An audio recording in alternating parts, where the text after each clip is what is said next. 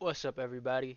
So, apparently, Trump is making it harder to become lawyers and doctors, and that's according to Business Insider, as you guys can see here.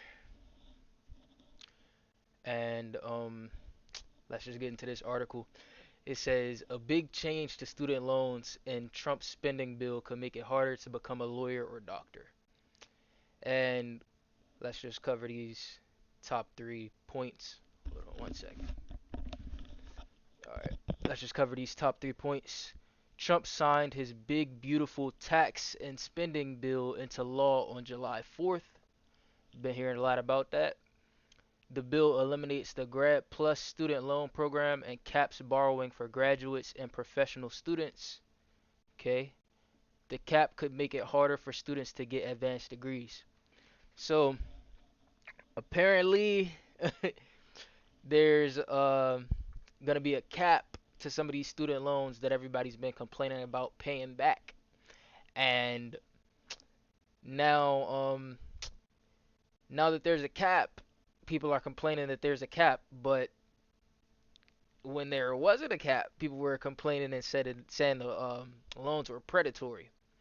So how do we how do we find a middle ground here? Let's just skim through this and see what they got going on here. It might be soon it might soon be harder to attend medical or law school due to President Trump's big spending bill. Trump signed the big beautiful bill. Okay, we don't need to know about that. We already know that. One. Mm. It also caps borrowing for graduate students at 20,500 a year and 100,000 over a lifetime for professional students like those in medical or law at 50,000 a year and medical or law 50,000 or 200,000 over a lifetime. Is that not enough money?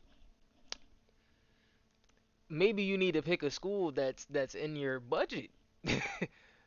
Cause even these people in law and well, I haven't heard too much about lawyers or whatever, but I know medical students are not paying back a lot of these loans even though they're making a lot of money.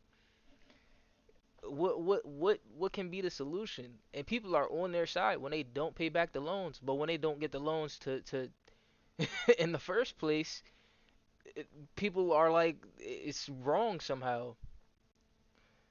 Those caps mean many students won't be able to borrow enough to cover the full price of graduate or professional school.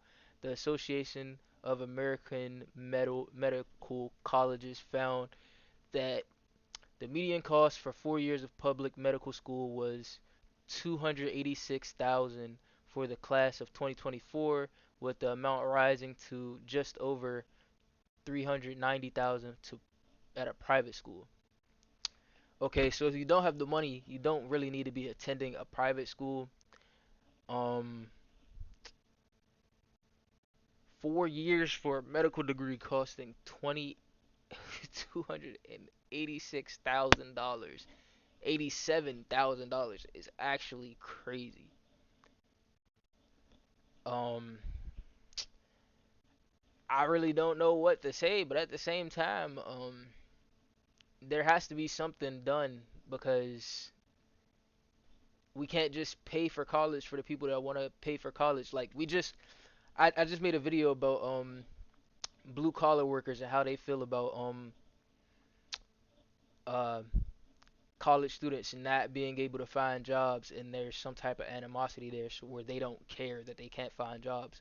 But at the same time, do we really want to pay taxes for these same students to go somewhere and well if law if you're studying law and in the medical field, you're probably going to have a job.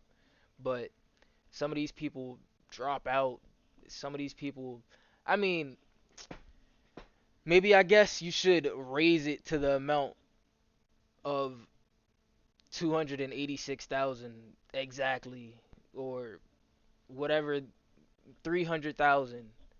But that still doesn't mean that they're gonna pay it back. maybe you need to start paying on the loans while you're in school or something like that. There's no reason that we should be giving people this much money and not see and not see a return on it, not see the money back at all. It's crazy. They get to live these great lives spending all this money, but apparently they don't have the money to pay back what they spent. But hey, and they go into the something about the SAFE plan. Along with borrowing caps, the spending bill also instituted significant changes to student loan repayment. It eliminated existing income driven repayment plans and placed them into two new options. The first option is a standard repayment plan with a payment period ranging from 10 to 25 years based on the borrower's original balance. The second option is a new plan called the Payment Assistance Plan, which sets borrowers' payments at 1% to 10% of their income, and any remaining balance is forgiven in 30 years. I mean, it's a little less generous than Biden's SAVE plan, which the bill eliminated. The SAVE plan would have reduced payments on undergraduate loans to 10% or 5%.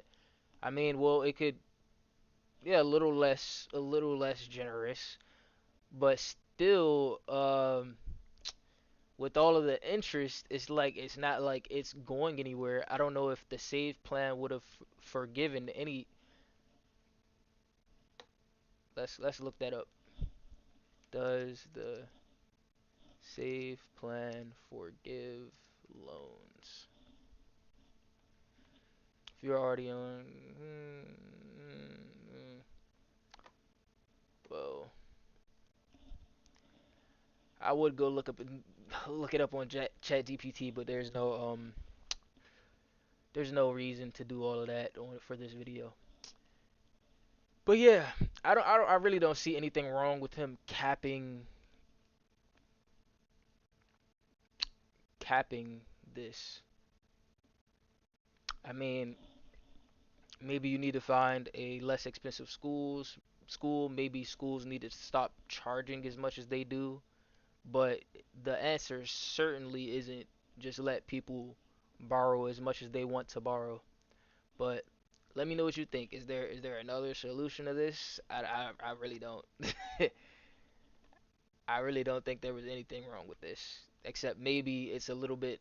It's not. It's a lot less than the average cost. But at the same time, if they're not getting it back, it doesn't really make sense to keep dishing out this money. So yeah, I'm out.